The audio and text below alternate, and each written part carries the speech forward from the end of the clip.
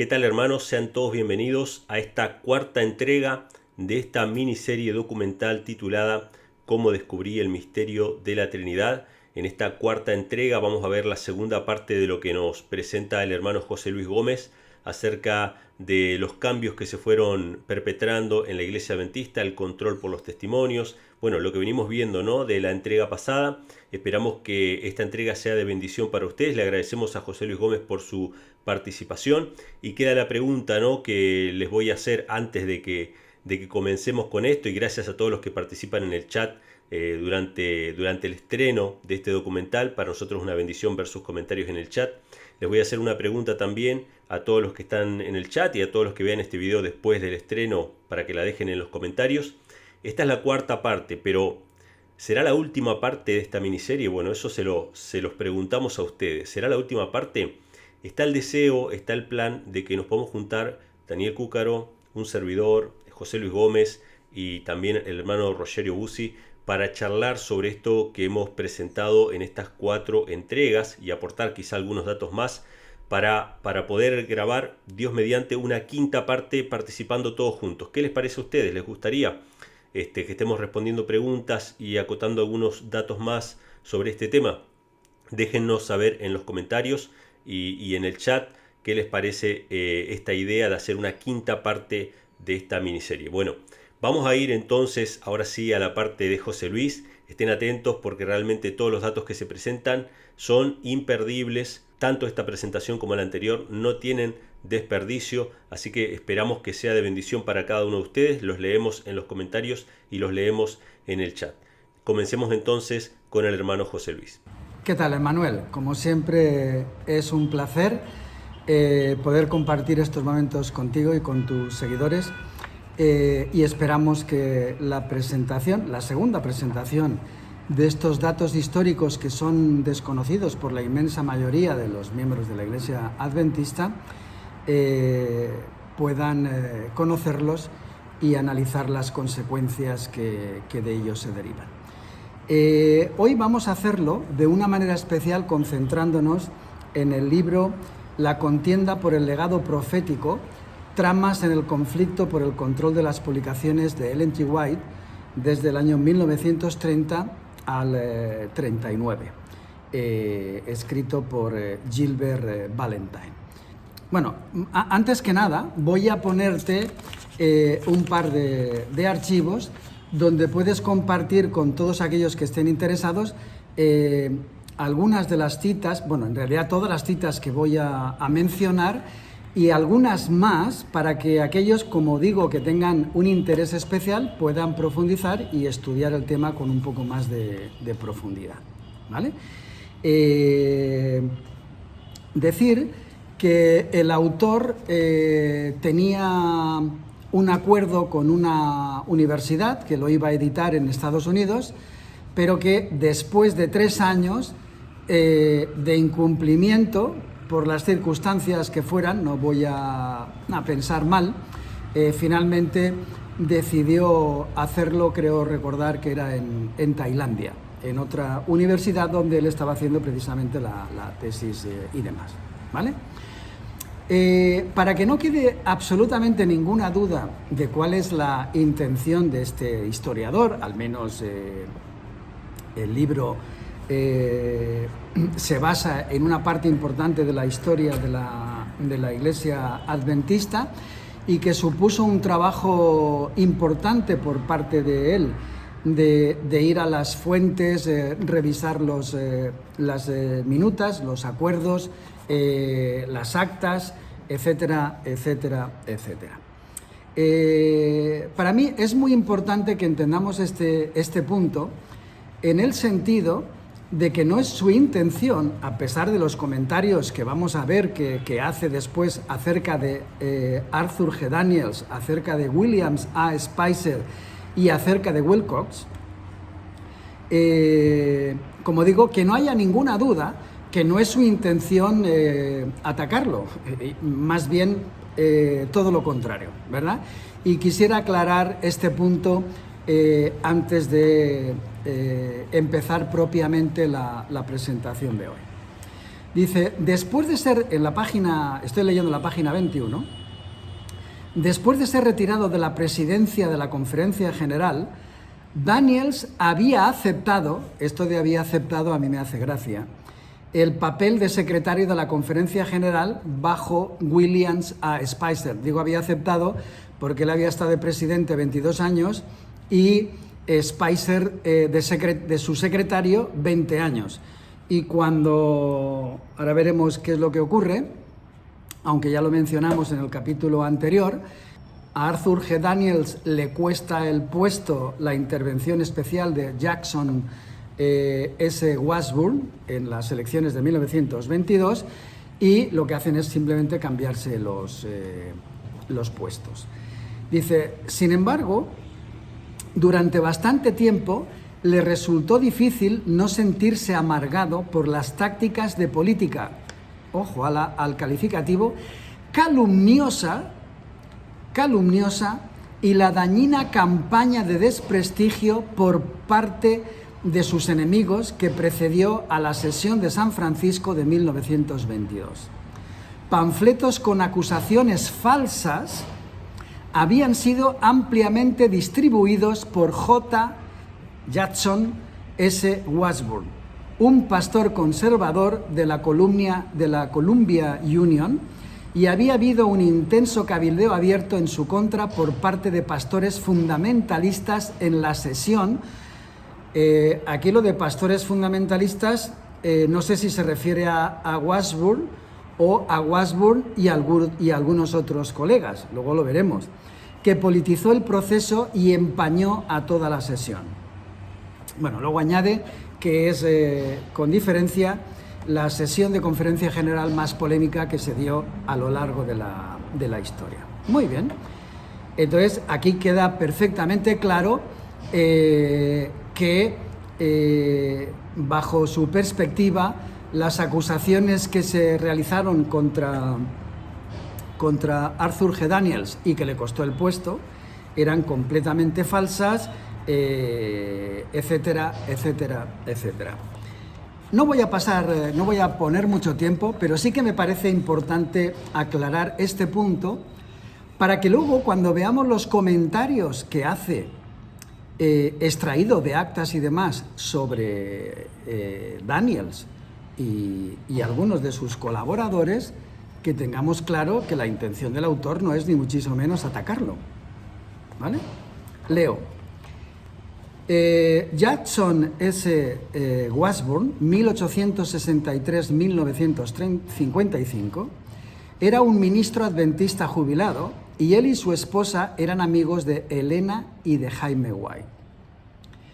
Cita su entrevista con Elena de White en Ottawa, Kansas, como el punto de inflexión de su vida.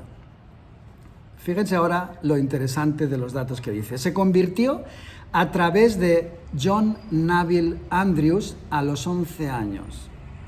Fue bautizado por James White a los 12 y comenzó a predicar el adventismo a los 21.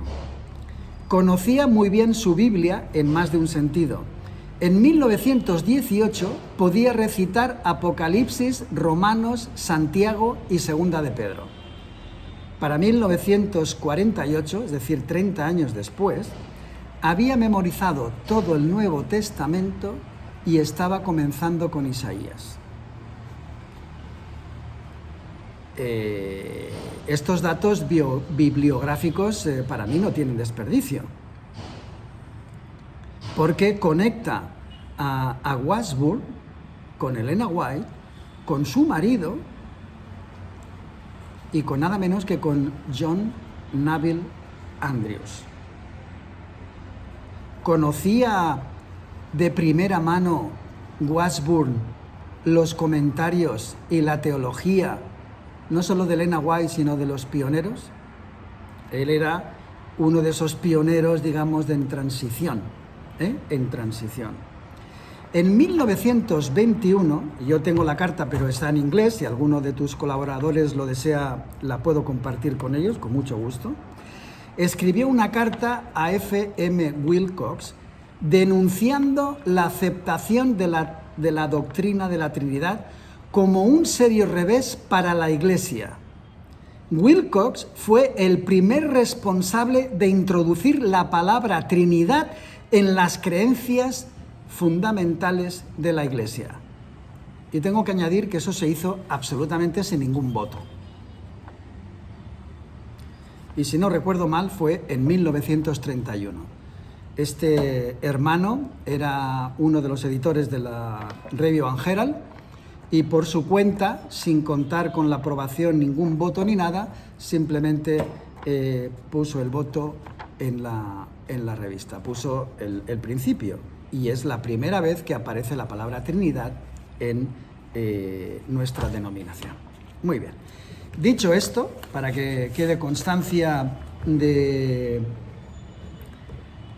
que no hay ningún ensañamiento personal contra A.G. Daniells, todo lo contrario, vamos a tratar de resumir lo máximo posible el tema. Parte del problema era que, si bien tanto A.G. Daniells, presidente, estoy leyendo la página 48, en el momento de la muerte de Ellen G. White, como Williams A. Spicer, su sucesor, en 1922, tenían alguna idea del tipo de material inédito, personal y altamente sensible en los archivos de la bóveda. Tenían solo una idea vaga. Daniells sabía que él mismo era el objeto de alguno de esos escritos. Por otra parte, ninguno de los dos sabía exactamente cuánto material de ese tipo había o quién más podría sentirse avergonzado en caso de que se publicase.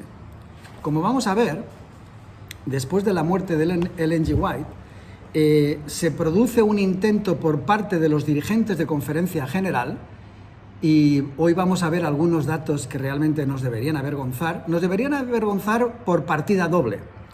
Una por los hechos en sí y la otra por el desconocimiento y porque se sigue haciendo ojos cerrados a la realidad, ¿verdad?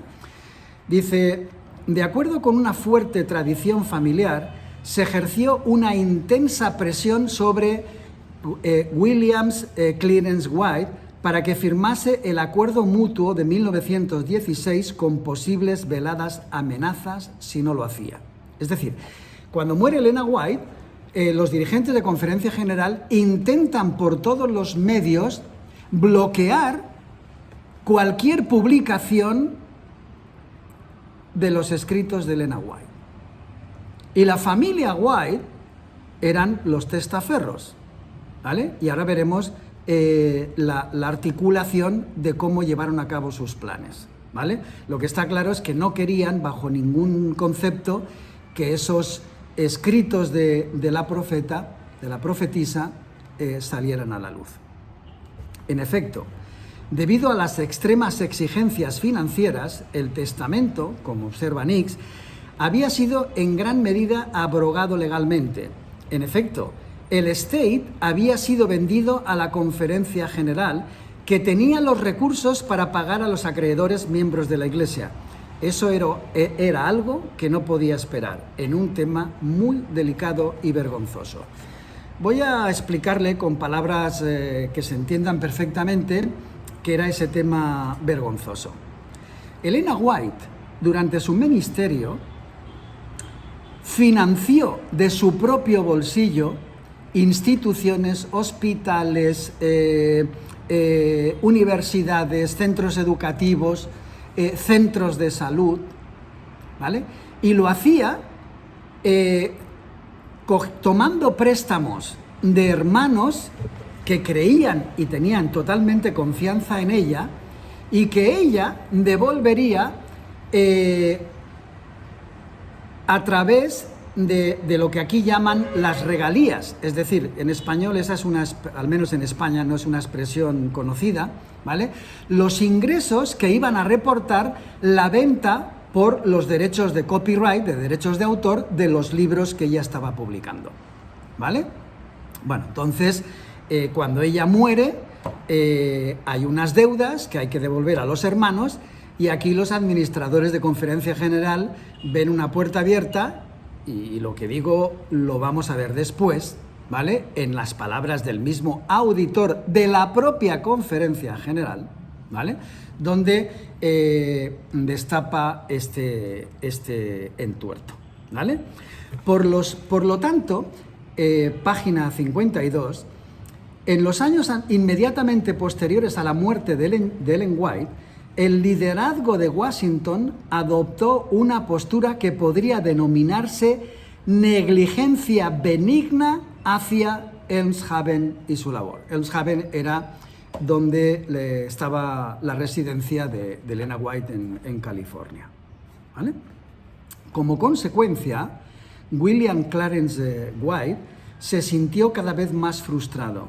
Se vio obligado a trabajar en circunstancias difíciles de restricción financiera y cada vez más fue dejado fuera de los concilios administrativos, aunque continuó oficialmente siendo miembro del comité de la Conferencia General. Era miembro, pero lo dejaban de lado, ¿vale?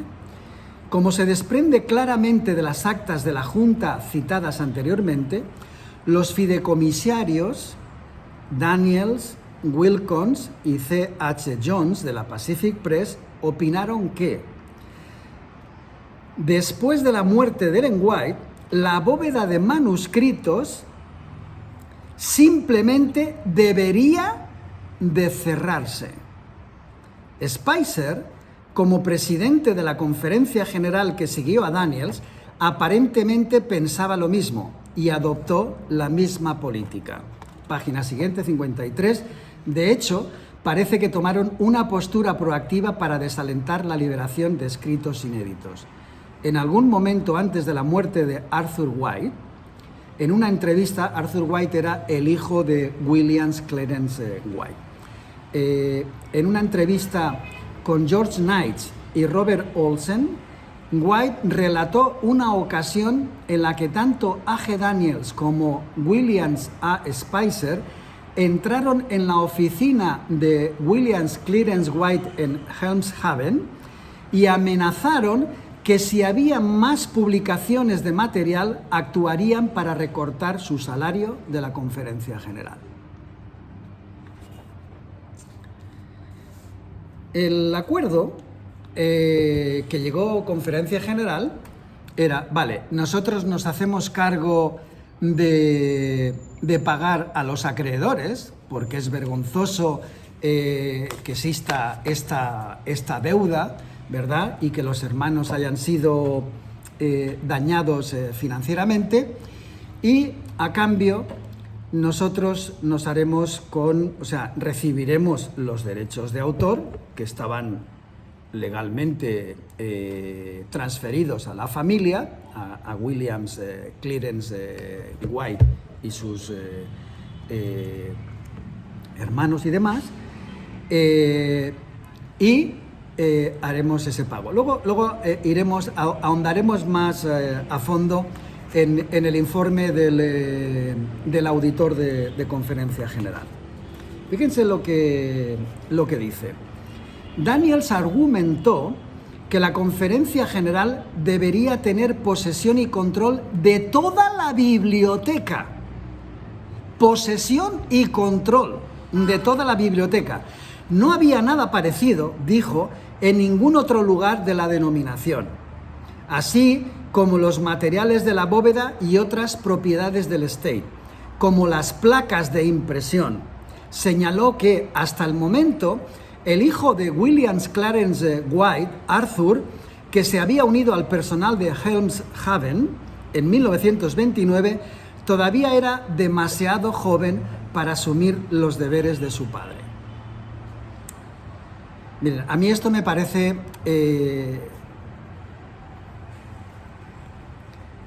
es decir, una tomadura de pelo, me parece una desvergüenza total y absoluta. ¿Vale? O sea que resulta que es un material exclusivo que lo tienen que cuidar para que no se pierda, pero que no quieren que se publique. ¿De verdad? ¿De verdad? A mí me parece una broma de bastante mal gusto. página 109. 3 días antes del final de año, Daniels escribió a Arthur White, instándolo a asistir a la reunión y explicándole su importancia. Alertó a Arthur de sus aprensiones de que su padre podría no gustarle la propuesta que se iba a hacer. O sea, él sospechaba que Williams, el hijo de Ellen G. White, no aceptaría la propuesta. Y ahora veremos por qué. ¿Vale?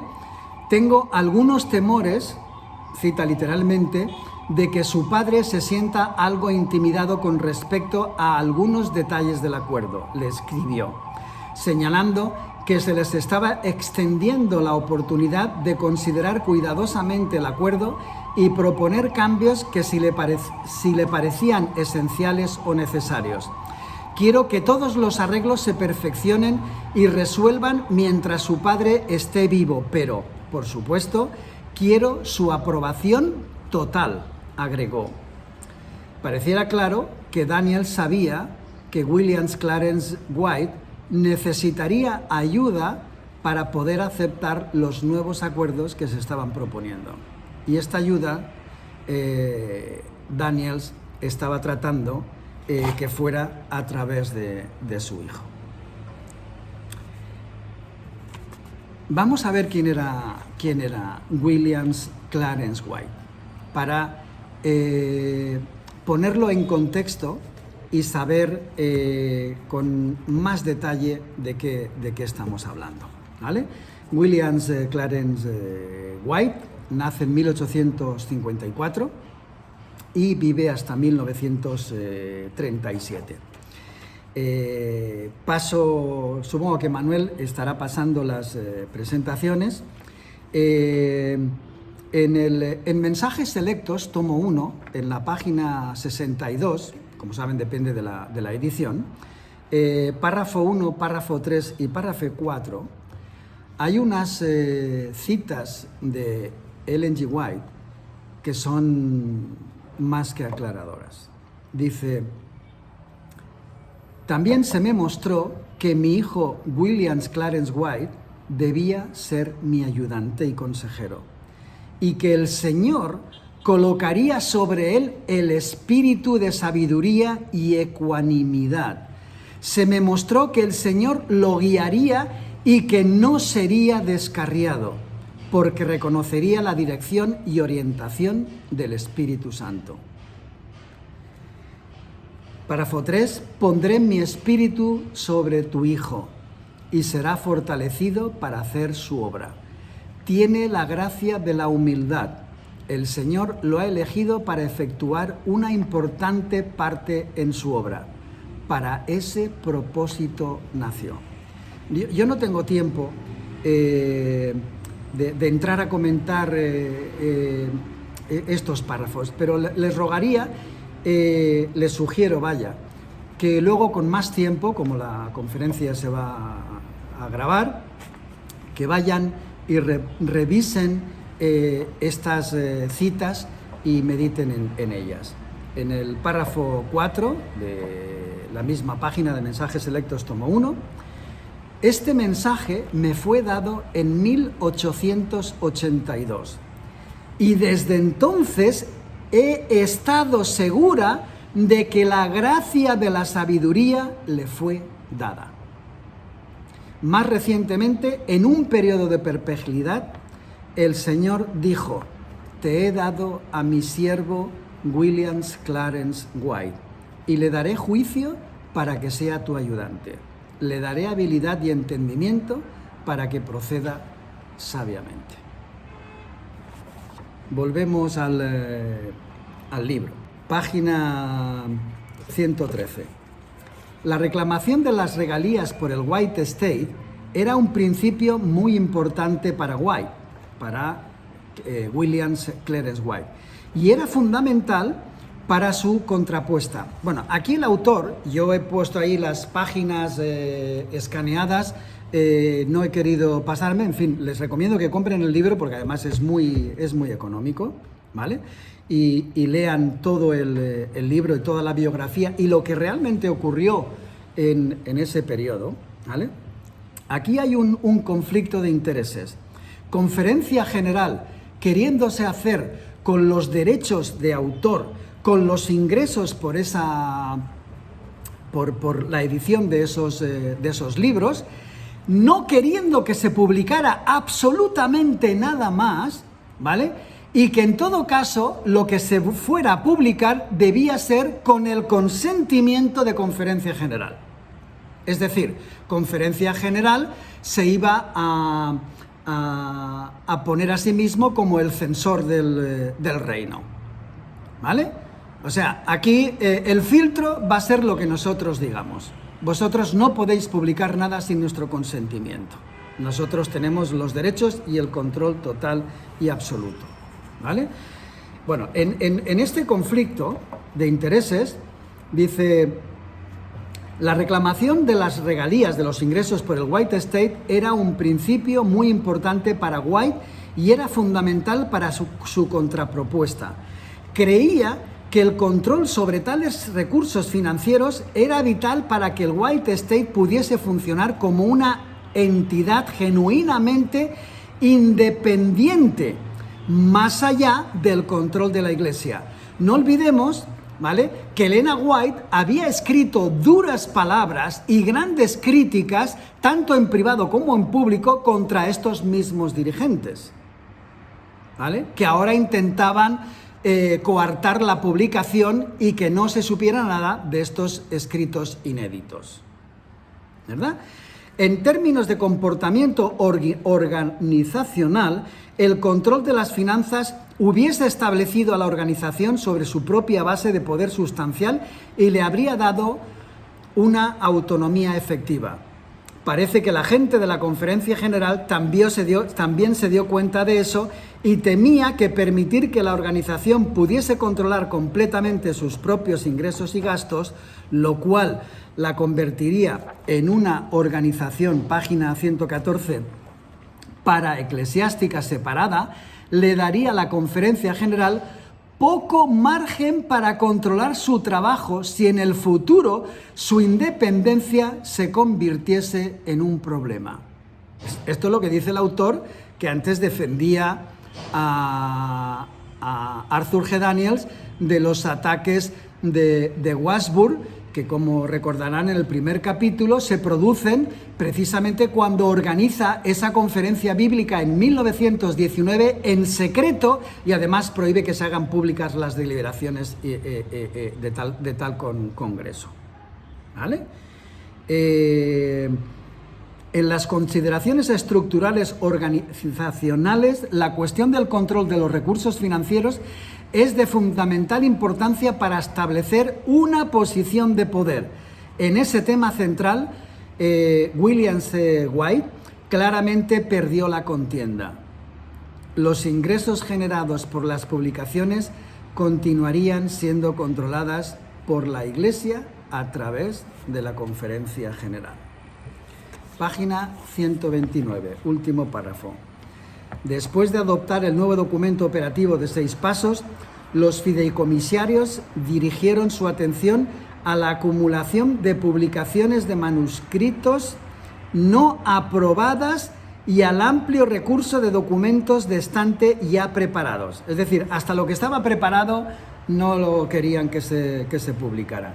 En una acción que demostró que el control de la Conferencia General es efectivamente completo, cualquiera que fuese la forma de palabras que se estuvieran utilizando en el artículo 5, los fideicomisarios acordaron retener de la circulación cualquier documento sobre el cual pudiese haber una duda, y no promover ningún documento hasta que hubiesen recibido la aprobación y recomendación de los oficiales de la Conferencia General, como se había esbozado.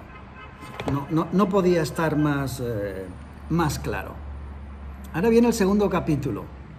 Cuando muere William Clarence White, que era el que se había opuesto con alma y cuerpo a estos acuerdos mafiosos por parte de Conferencia General, y lamento que si alguien se siente herido por esta expresión, ¿verdad? Ahora vamos a ver qué es lo que dice el auditor de Conferencia General. Dice, una vez que las exequias hubieron terminado, el fallecimiento de William C. White permitió a los líderes de la Iglesia implementar rápidamente la consumación largamente esperada del matrimonio del White Estate con la Conferencia General. Se acordó que no sería prudente continuar trabajando indefinidamente en Eemshaven, en la costa oeste, ahora sin la supervisión personal de William Clarence White. El White Estate debería mudarse al otro lado del país y establecerse en el sótano del edificio de la Conferencia General en Washington. Los planes se formularon rápidamente y se pidió a Arthur White que visitase Washington para realizar más consultas sobre el cambio de circunstancias. Sigue diciendo, la novia simplemente, refiriéndose a al White Estate, tomaría el nombre de su esposo, Conferencia General. De manera general, se habían establecido planes para que el State continuase como una organización distinta, informó más tarde, pero el asunto del detalle de la política financiera se había dejado para una consideración futura. Los nuevos procesos de presupuestación y financiación de la familia no estaban claros y ahí estaban las dificultades. Vamos con el informe del auditor, página 158. Sin embargo, como se ha señalado, no se habían resuelto todos los problemas de la relación. El sombrío aspecto de la desordenada financiación seguía levantando su cabeza fantasmal. El informe del auditor de la Conferencia General del 1 de enero de 1939 probablemente confirmó los peores temores y aprensiones de Arthur White acerca de forjarse un vínculo demasiado estrecho con la Conferencia General. El auditor Claude Conard había detectado importantes irregularidades en los arreglos financieros. Página 159, Manuel les va a pasar en pantalla y aparte en un archivo adjunto estos documentos para que puedan leerlos con mayor detenimiento. Yo por cuestiones y premura de tiempo voy a tratar de avanzar lo más posible y citar únicamente lo más destacado. Insisto, vayan a través de todo el documento, ¿vale? Página 159. El auditor no podía entender, sin embargo, por qué el endeudamiento no había sido concluido y pagado en 1934. Es decir, esas regalías, esos ingresos por los derechos de autor, ¿vale?, debían ser dirigidos a pagar la deuda que Conferencia General compró, ¿vale?, para liquidar a los hermanos, ¿verdad?, porque esto estaba mal visto. Me pregunto cuál era la intención de Elena White cuando estaba tomando esos préstamos para tal. ¿Era para apoyar, para que se expandiera la iglesia o era para hacer un negocio personal? ¿Vale? El auditor no podía entender por qué el State estaba en deuda con la Conferencia General por cualquier cantidad, independientemente de cuál fuera la cantidad. El auditor, sigo tres líneas más abajo, el auditor descubrió que a efectos contables la corporación de la Conferencia General, de hecho, nunca había aceptado formalmente la factura de venta de 1934. Y todavía hay otra irregularidad más. Conferencia General cobraba un interés del 3% a las instituciones de la Iglesia, cuando tenía que hacer algún préstamo. En este caso, el interés cargado no fue del 3%, sino del 4%, que a lo largo de 22 años supusieron unos intereses que hacía que la deuda no se zanjara, ¿verdad? Los fideicomisarios nunca habían sido informados y nunca se habían presentado declaraciones anuales. Otra más. Ni siquiera se les presentaron los informes financieros anuales, que es precepto en todas nuestras instituciones. Y lo digo porque yo soy director de una de ellas durante unos cuantos años, de 2, vaya, y todos los años teníamos 2 auditores, uno del campo y otro de división, para que la auditoría fuera completamente independiente, ¿verdad? Fue, añade, un gran desastre contable, y Arthur White estaba, como es de comprender, extremadamente molesto. El 4%, era una tasa demasiado alta para los arreglos intraiglesia en cualquier caso, argumentó. El 3% hubiese sido mucho más justo. Con una tasa de interés del 3%, la deuda se hubiese terminado hace mucho tiempo. Los sentimientos del informe de Arthur White parecen indicar que en el centro de su ser consideraba que el estate había sido traicionado y explotado, y que el acuerdo actual matrimonial había sido pisoteado. La dote había sido consumida. Página 171. La cuestión de si los fideicomisarios o el estate tenían la responsabilidad de ejercer una voz profética de facto en la Iglesia, se determinó que no era apropiada. En otras palabras, la profetisa iba a ser callada. La Iglesia no conocería, al menos esa era la intención de Conferencia General, esos escritos que estamos mencionando. La pregunta es obvia y es directa. ¿Por qué tanto interés en que los escritos de Elena White no se dieran a conocer? Como hemos leído hace un momento, era porque habían ataques directos y personales contra algunos de los dirigentes de Conferencia General, como el propio Arthur G. Daniels, ¿o había algo más? Yo creo, después de estudiar estos temas, de profundizar, investigar, yo creo que esto es una labor de prestidigitación.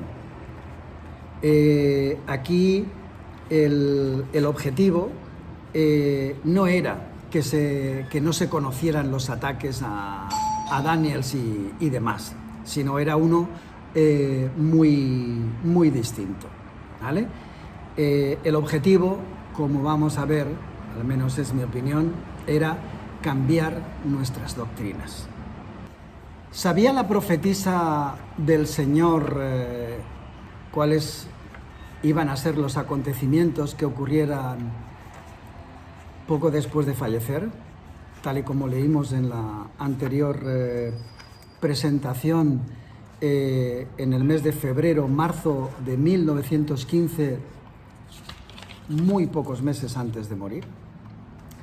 Veamos qué dice la sierva del Señor en Mensajes Selectos, tomo 1, página 238, párrafo 3. El enemigo de las almas ha procurado introducir la suposición de que había de realizarse una gran reforma entre los adventistas del séptimo día, y que esa reforma consistiría en renunciar a las doctrinas que están en pie como las columnas de nuestra fe y que había de comenzar un proceso de reorganización. Si se efectuara esta reforma, ¿qué resultaría? Los principios de verdad que Dios en su sabiduría ha dado a la Iglesia remanente serían descartados. Sería cambiada nuestra religión. Los principios fundamentales que han sostenido la obra durante los últimos 50 años serían considerados como error. Se establecería una nueva organización, se escribirían libros de una nueva orientación, se introduciría un sistema de filosofía intelectual. Miren, hermanos, se puede decir más fuerte, pero no se puede decir más claro. Revisen lo que decían los pioneros, revisen lo que predicaron los pioneros durante esos 50 años. Cuando Elena White repite una y otra vez, cuando hayan crisis y demás, que se levanten los pioneros. Ni una jota ni una tilde tiene que ser modificada de nuestras creencias, de aquellos que fueran establecidos en los primeros 50 años de la Iglesia,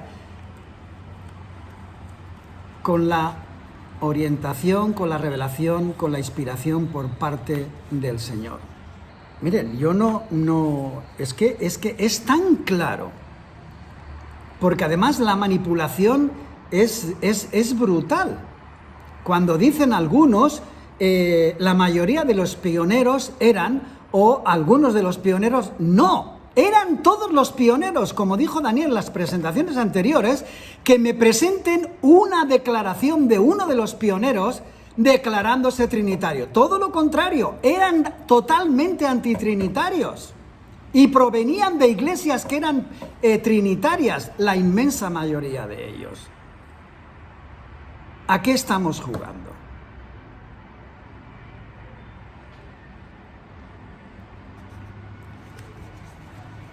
Voy a leerles algunas citas de historiadores, de los historiadores más relevantes de la Iglesia Adventista.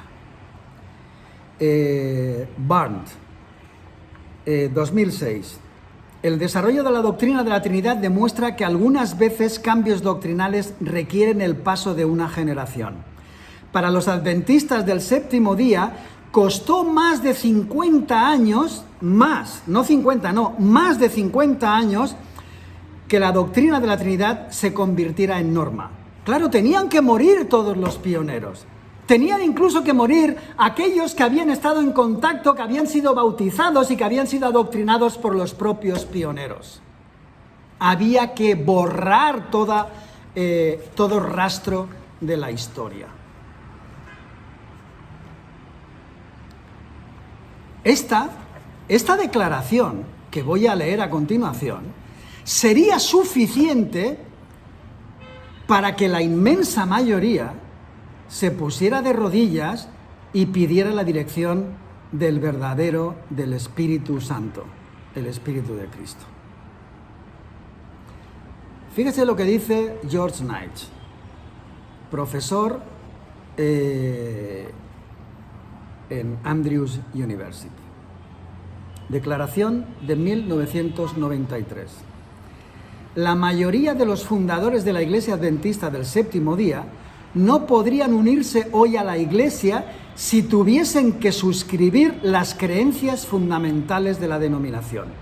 Más específicamente, la mayoría no podría estar de acuerdo con la creencia número 2 que trata de la doctrina de la Trinidad. Pueden seguir leyendo la declaración. ¿De verdad? ¿De verdad? Resulta que ahora Elena White, su marido Jaime White, John Naviles Andrews, Lockbrook, Wagoner, etcétera, etcétera, etcétera, etcétera, hoy no podrían ser bautizados en la Iglesia Adventista sencillamente porque no comulgan o no comulgaban o no comulgarían con lo que estamos predicando hoy. Ahora, eso sí, nos dicen los intelectuales miren a ver qué intelectuales, miren a ver qué doctores en teología, que es que la luz, el conocimiento es progresivo. Evidentemente es progresivo siempre y cuando no vaya en contra de las bases fundamentales que establecieron los pioneros y la propia Elena White ratificó. ¿Vale? Esta otra declaración, es ya el no va más, como decimos en España. La firman Wyden, Moon y Reeve, los autores del libro La Trinidad, The Trinity, el original en inglés. Son 3 profesores de la Universidad de Andrews, ¿vale? Algunas de las cosas que dicen en su libro no tienen desperdicio. Para empezar, la portada es una triqueta, que es el símbolo 666 y que data antiguamente de los celtas, ¿vale? Pero bueno, independientemente de eso, fíjense lo que dicen, no lo pueden decir más claro. O los pioneros estaban equivocados y la Iglesia actual está en lo correcto, ¿atienden bien? O los pioneros estaban en lo correcto y la actual Iglesia Adventista del Séptimo Día ha apostatado de las verdades bíblicas. En esta declaración estoy al 100% de acuerdo con ellos. O los pioneros estaban equivocados y la Iglesia actual está en lo cierto, o los pioneros estaban en lo correcto y nosotros hemos apostatado, estamos en apostasía en contra de las verdades bíblicas. En fin, no voy a seguir leyendo. Por cierto, hay una declaración, ahí lo tienen en el documento que en Manuel les estará pasando. Dice, el penúltimo párrafo, dice: aunque James White se oponía a la Trinidad, no creía que Cristo fuera inferior al Padre. Eso también lo tenían claros los pioneros, ¿vale? Que se les acusa de cosas que no tienen absolutamente nada que ver, ¿vale? Aquí nadie pone en duda la divinidad de Cristo Jesús. Ninguna, absolutamente ninguna. Es nacido del Padre. Y por tanto, si es nacido, tiene su misma naturaleza. Y además, según declara Juan, Dios le dio y lo hizo exactamente igual a él. No se limitó absolutamente en nada. Es únicamente la humildad y el reconocimiento del Hijo, que siempre se dirige a su Padre como su Dios y su Padre, como nuestro Dios y como nuestro Padre. ¿Vale?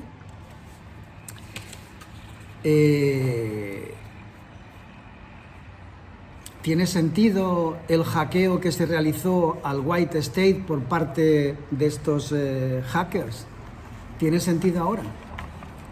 ¿De verdad estaban cometiendo, desde el punto de vista legal, efectivamente sí, lo estaban haciendo, pero desde un punto de vista moral, ético, tratando de que ese material llegara al resto de la Iglesia?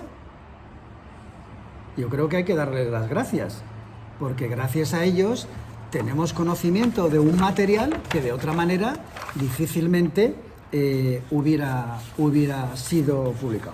Miren, le voy a leer, podría hacerlo, pero la intención de estas 2 presentaciones es centrarnos en datos históricos, no en datos teológicos. Eso ya lo hemos hecho anteriormente, lo hace Emmanuel continuamente, Roberto, en fin, hay muchos, por no olvidarme de ninguno, y ya no le digo en inglés hay lo que no se puedan imaginar, ¿vale?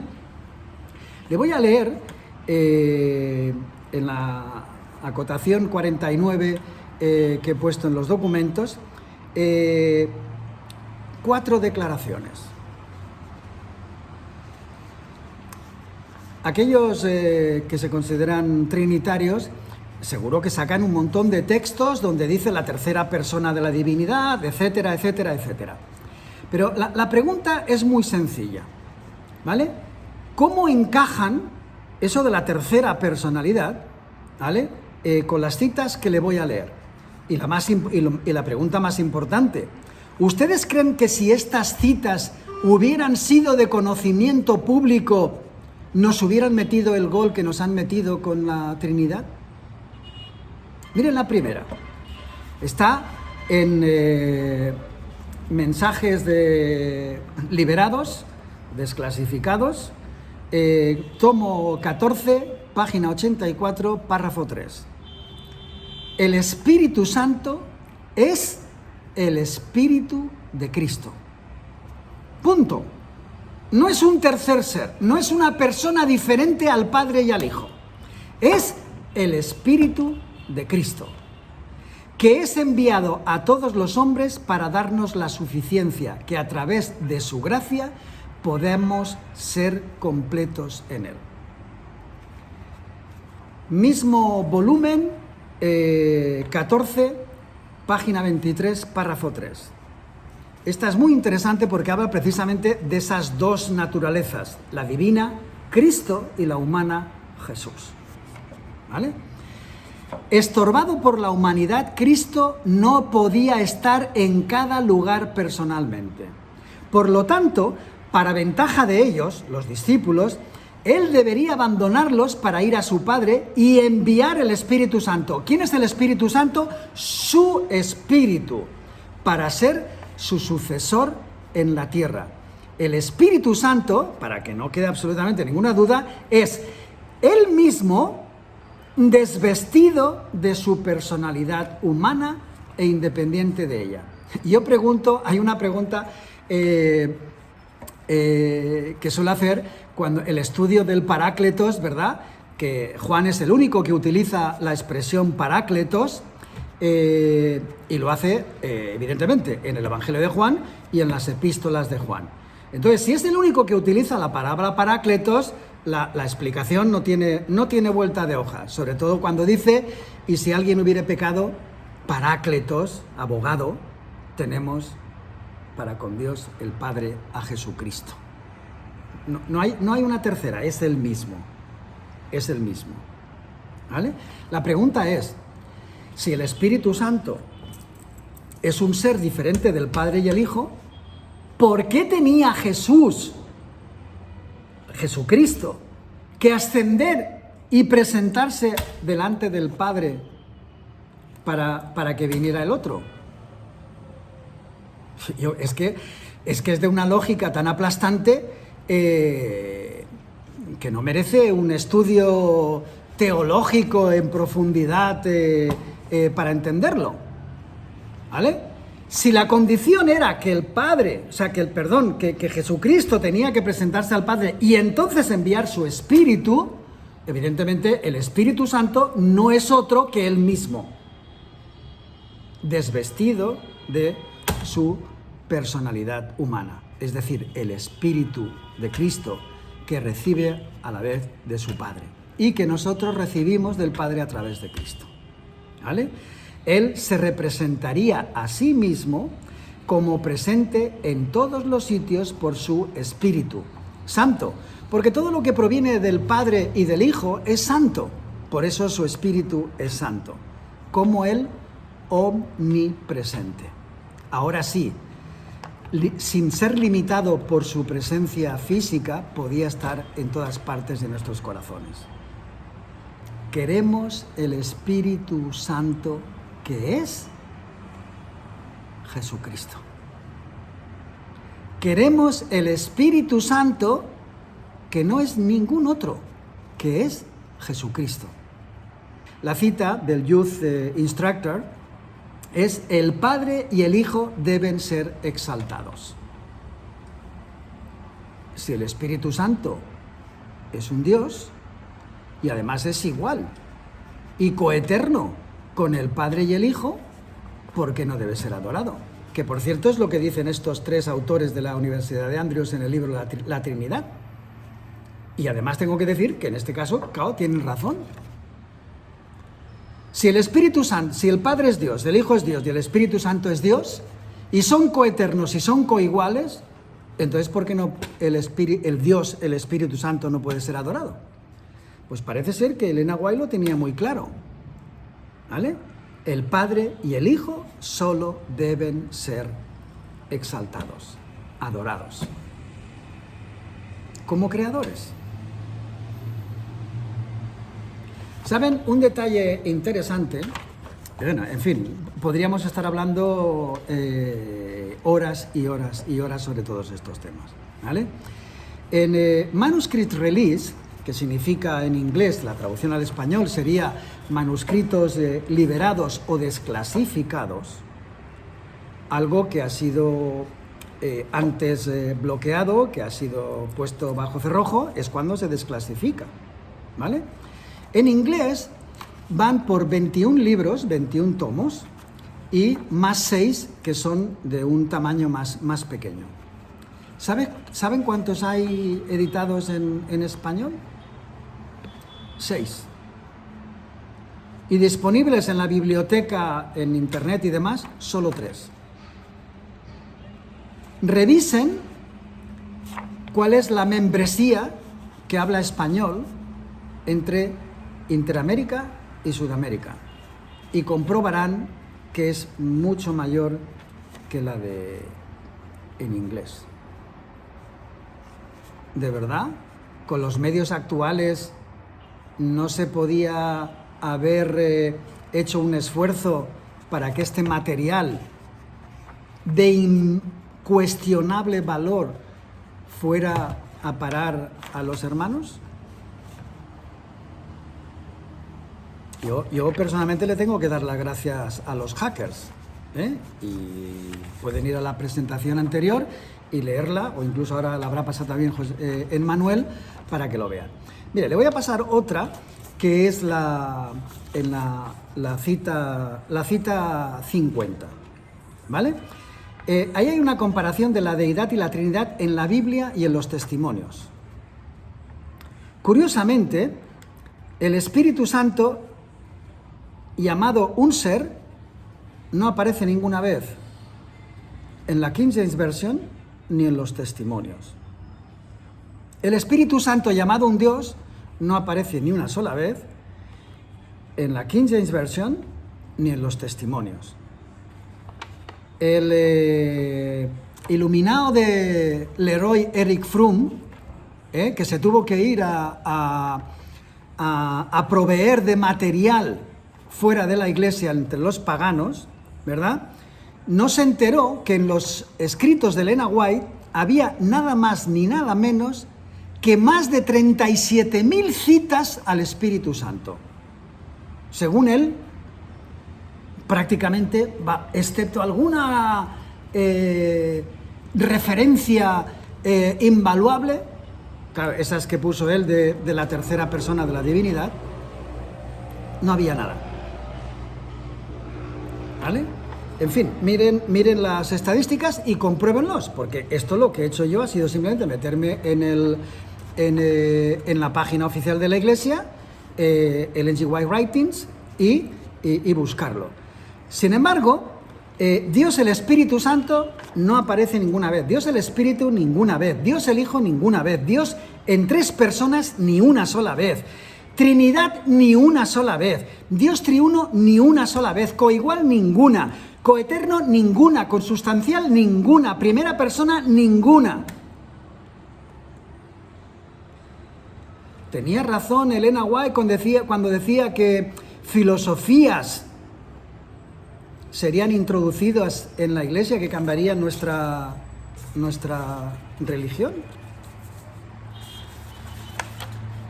Yo creo que sí.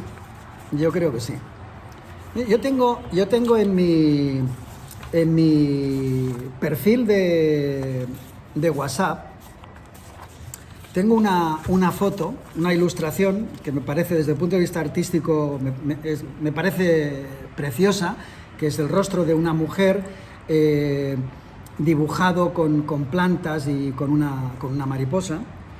Y el texto, que para mí es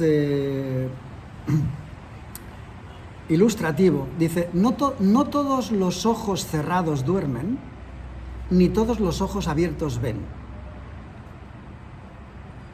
Parafraseando, evidentemente aquí en la cuota 52, les pongo algunos de los versículos que en la Biblia, según mi programa, son 39 versículos, y solamente en Apocalipsis 1, 2, 3, 4, 5, 6, 7 y 8 veces, ¿vale? Donde dice, el que tenga oído, oiga lo que el Espíritu dice a las iglesias. Yo pensaba, estoy tratando no solo de utilizar la historia, sino el sentido común que les haga reflexionar, porque créanme, sigo escuchando presentaciones de hermanos trinitarios,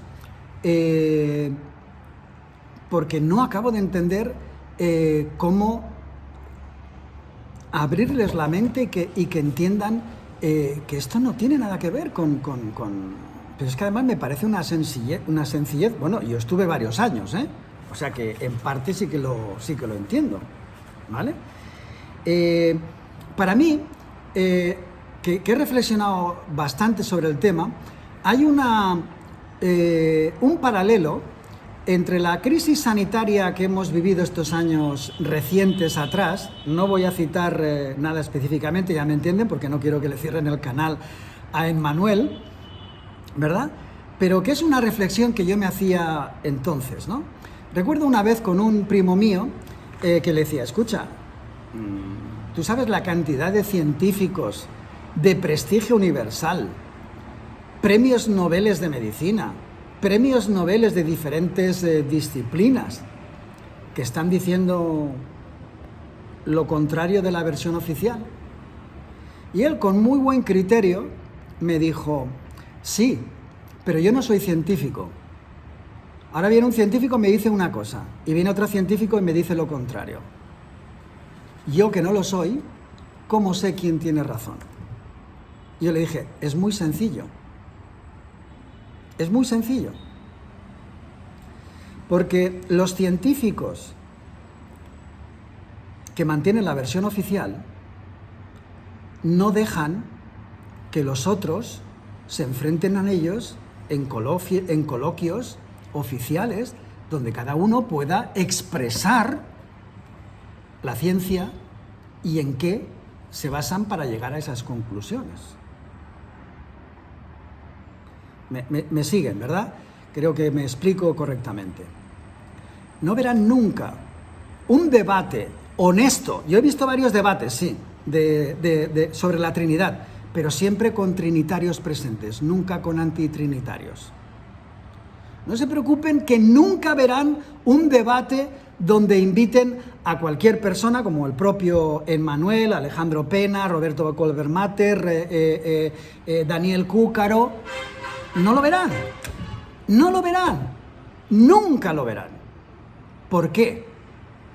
Porque se les desmontaría el tinglao.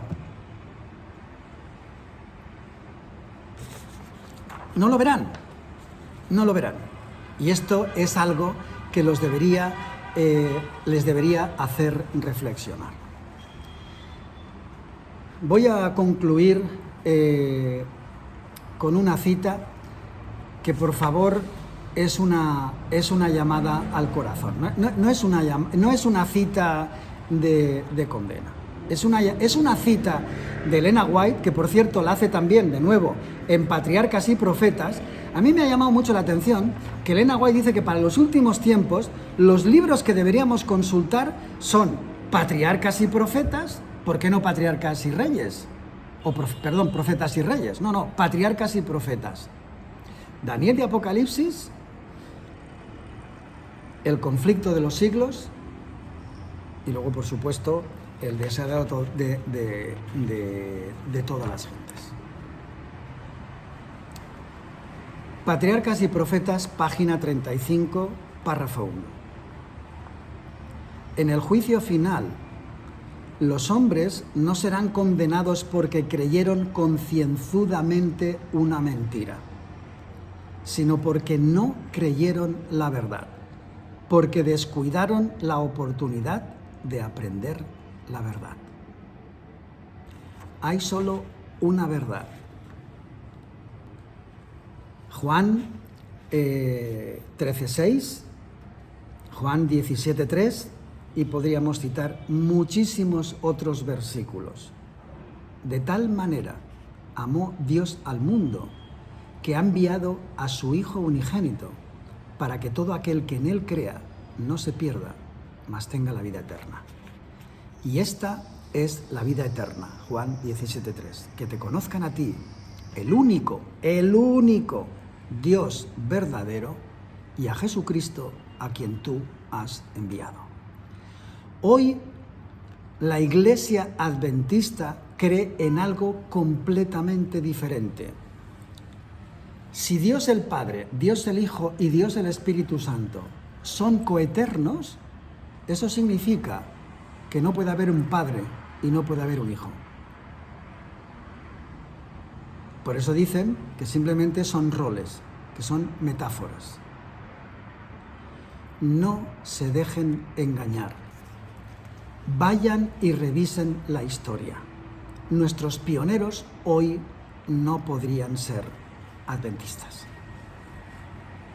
Y eso debería ser suficiente toque de atención para que vayamos, como decía Jeremías, y busquemos en las sendas antiguas. Es mi deseo de todo corazón que estas dos presentaciones les ayuden a tener una perspectiva correcta de las Escrituras y del mensaje.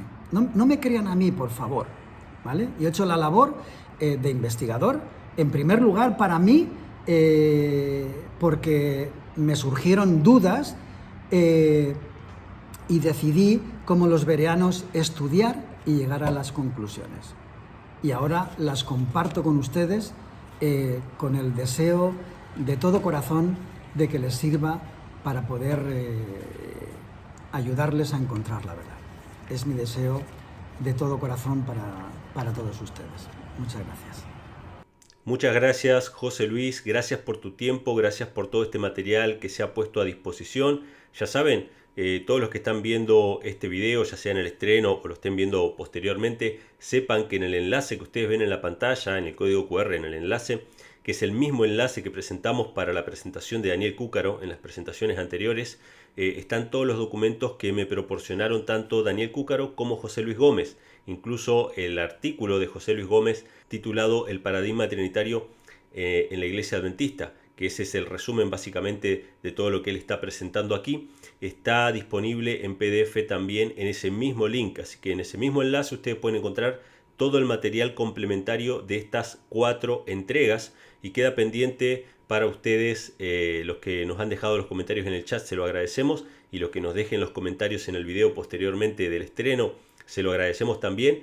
¿Qué les parece a ustedes que preparemos una 5ª entrega con una participación de varios, ¿no? Daniel Cúcaro, el hermano José Luis Gómez, el hermano Rogerio Bussi y un servidor, charlando sobre estas cuestiones y aportando unos datos más, respondiendo algunas preguntas? ¿Qué les parece a ustedes una 5ª parte de esta serie? Bueno, nos dejan saber en los comentarios. Para nosotros fue un placer poder compartir esto con ustedes, y esperamos también que ustedes puedan colaborar con nosotros. Obviamente que agradecemos sus oraciones, estamos agradecidos, sabemos que hay mucha gente orando por nosotros, pero también queremos pedirle que ustedes puedan compartir estos videos, esta serie, con sus amigos, con sus conocidos. Yo voy a dejar en mi canal, voy a dejar una lista de reproducción, ¿sí? Ustedes cuando van a cualquier canal de YouTube hay una sección que dice videos, otra sección que dice en vivo, otra sección que dice listas de reproducción, si es que el creador ha armado listas de reproducción, ¿no? Entonces, el creador de contenido me refiero, ¿no? Esa palabra se utiliza así en la jerga. Si el creador de contenido creó una lista de reproducción, ustedes van a encontrar ahí que en un solo link pueden aparecer varios videos. En mi canal yo creé una lista de reproducción titulada El misterio de la Trinidad. Y ahí aparecen estos 4 videos, ¿sí? Y si es que hacemos un 5º va a aparecer también ahí. Entonces es muy fácil que ustedes puedan compartir todos los videos a la vez. No es que tienen que ir uno por uno. Y a veces entramos al canal y no los encontramos. Hay gente que por ahí no sabe usar el buscador, etc. Pero en mi canal van a listas de reproducción y ahí aparece una lista de reproducción. Hay varias, ¿sí? Pero una se titula El misterio de la Trinidad. Pueden compartir ese link y ahí van a estar los 4 videos y si hubiera un quinto, los 5 videos de esta miniserie documental. Esperamos que haya sido de bendición para todos ustedes. Les agradecemos por habernos acompañado y les agradecemos también sus oraciones y que puedan compartir este video. Y Dios mediante, nos estaremos viendo en una próxima entrega sobre este tema de la Trinidad que es tan importante para cada uno de nosotros como adventistas del séptimo día. Que Dios les bendiga y nos vemos en la próxima.